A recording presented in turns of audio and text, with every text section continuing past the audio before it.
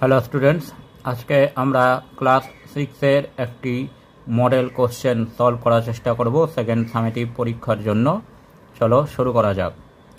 প্রথমে বলেছে reading comprehension seen. Read the poem carefully and answer the question that follow. I never can do it, the little kite said. তাহলে আমরা এই টেক্সটটা how the little kite learn to fly lesson থেকে নেওয়া হয়েছে সেটা বুঝতে পারছি। As he looked at the other things high over his head, I know I should fall if I tried to fly. Try, said the big kite, only try, or I fear you will never will learn at all.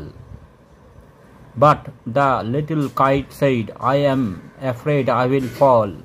The big kite nodded, ah, well, goodbye, I am off, and he rose toward the tranquil sky. এখানে আমরা দেখতে পাচ্ছি যে ছোট্ট ঘুড়িটা ওড়ার জন্য ভয় পাচ্ছে এবং সে বারবার বলছে যে আমি চেষ্টা করলেই যদি আমি পড়ে যাই, আর বড় ঘুড়িটা তাকে বারবার বলছে যে তুমি অন্তত একবার চেষ্টা করো, এবং শেষে সে ছোট ঘুড়িটিকে বিদায় জানিয়ে ওপরে আকাশে উঠতে চলে গেল।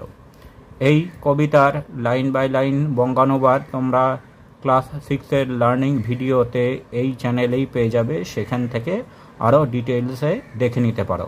এখানে আমরা এবার কোশ্চেনগুলো সলভ করার চেষ্টা করি।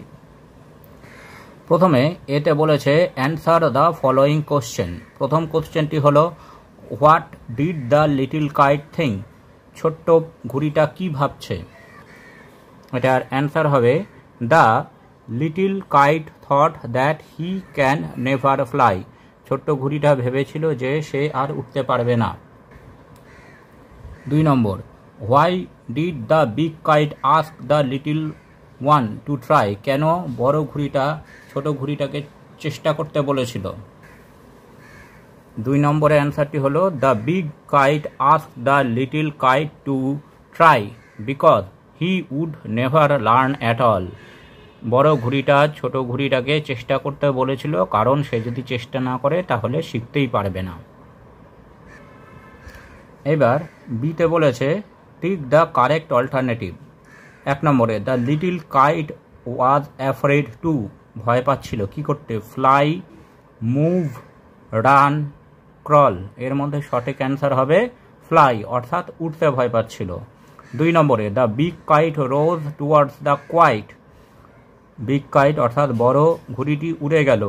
C, sky, air, tree tops. এখানে হবে স্কাই, অর্থাৎ আকাশের দিকে উড়ে গেল। অর্থাৎ বি এর প্রথম অ্যান্সারটা হবে ফ্লাই, 2 নম্বর অ্যান্সারটা হবে স্কাই। এবার সি এ বলেছে find words from the poem which mean the following. সমার্থক বা সিনোনিম শব্দ খুঁজে বের করতে হবে। Calm and quiet. Calm and quiet দুটোই অর্থাৎ শান্ত, এটা হবে ট্র্যাঙ্কুইল, ট্র্যাঙ্কুইল স্কাই।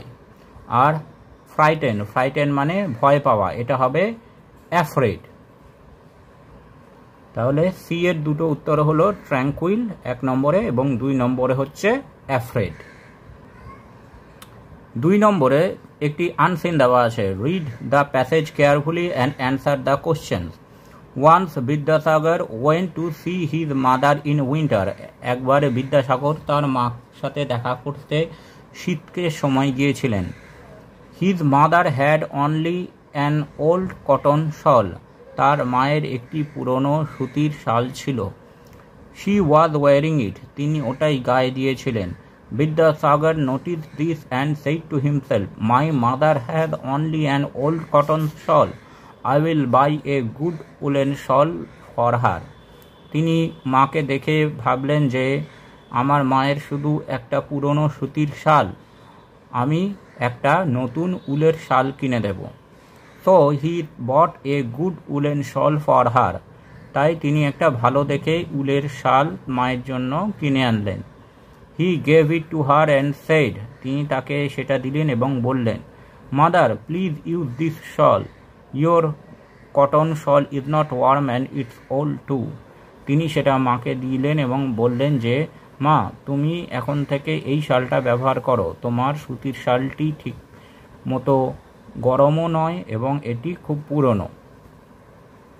এইবার এখানে যে প্রশ্নগুলো আছে সেই প্রশ্নগুলো সমাধান আমরা দেখে নেব। A, answer the following question. 1 নম্বরে, when did Vidyasagar go to see his mother? কখন বিদ্যাসাগর তার মাকে দেখতে গিয়েছিলেন? অ্যান্সার হবে Vidyasagar went to see his mother in winter. Vidyasagar তার মাকে শীতকালে দেখতে গিয়েছিলেন। তারপর 2 number, what did Vidyasagar buy for his mother? Vidyasagar মায়ের জন্য কি কিনেছিলেন? উত্তর হবে Vidyasagar bought a woolen shawl for his mother. Vidyasagar তার মায়ের জন্য একটা উলেন শাল কিনেছিলেন। What did Vidyasagar notice? Vidyasagar কি লক্ষ্য করলেন? Vidyasagar notice that his mother had only an old cotton shawl. Vidyasagar লক্ষ্য করেছিলেন যে তার মায়ের একটি পুরনো সুতির শাল আছে। এবার এখানে গ্রামার ও ভোকাবুলারি কোশ্চেন দেওয়া আছে। Right what kind of sentences are the following. এইগুলি কি সেন্টেন্স সেগুলো লিখতে হবে। 1 নম্বরে বলেছে ওবে ইয়োর টিচার্স, তোমার টিচারদেরকে মান্য করবে। এটি ইম্পারেটিভ সেন্টেন্স, অনুজ্ঞাবাচক শব্দ বাক্য। Morning walk is good for health. Morning walk শরীরের জন্য ভালো। এটি অ্যাসার্টিভ সেন্টেন্স বা বর্ণনামূলক বাক্য। তারপরে ইট ইজ ইয়োর পেন, এটি কি তোমার পেন? এটি ইন্টারোগেটিভ সেন্টেন্স অর্থাৎ প্রশ্নবোধক বাক্য। তাহলে 3 নম্বরের 3টে অ্যান্সার হলো, প্রথমটি হচ্ছে ইম্পারেটিভ সেন্টেন্স, 2 নম্বরেরটি হলো অ্যাসার্টিভ সেন্টেন্স ও 3 নম্বরেরটি হলো ইন্টারোগেটিভ সেন্টেন্স। বিতে বলেছে use the present continuous tense of the verb in the bracket. যে ভার্বটি ব্র্যাকেটে আছে তার প্রেজেন্ট কন্টিনিউয়াস টেন্স লিখতে হবে। রবিন ড্যাশ প্লে ফুটবল, তাহলে রবিন ইজ প্লেইং ফুটবল। এখানে ইজ বসবে, তারপরে play plus ING. Farmers plural number, farmers তারপরে ওয়ার্ক ইন দ্য ফিল্ড, তাহলে farmers are working in the field. তাহলে 1 নম্বরে হবে ইজ প্লেইং আর 2 নম্বরে হবে আর ওয়ার্কিং। এবার বলেছে চুজ দ্য অপোজিট ওয়ার্ড, অর্থাৎ বিপরীত শব্দ চুজ করতে হবে from the unseen passage. Sold, sold মানে বিক্রি করা, এর বিপরীত হবে বাই। কুল, কুল মানে ঠান্ডা, এর বিপরীত হবে ওয়ার্ম অর্থাৎ গরম। তাহলে সি এর 1 নম্বরের উত্তর হবে বাই BUY আর 2 নম্বর হচ্ছে ওয়ার্ম WARM। এইবার রাইটিংয়ে বলেছে write a short paragraph in 60 words of any one of the following. যে কোনো একটি টপিকের ওপর 60 ওয়ার্ডে একটি রচনা লিখতে হবে। 1 নম্বরে you saved a puppy from a road accident. একটা রোড অ্যাক্সিডেন্ট থেকে তুমি একটি ছোট কুকুরকে বাঁচিয়েছ।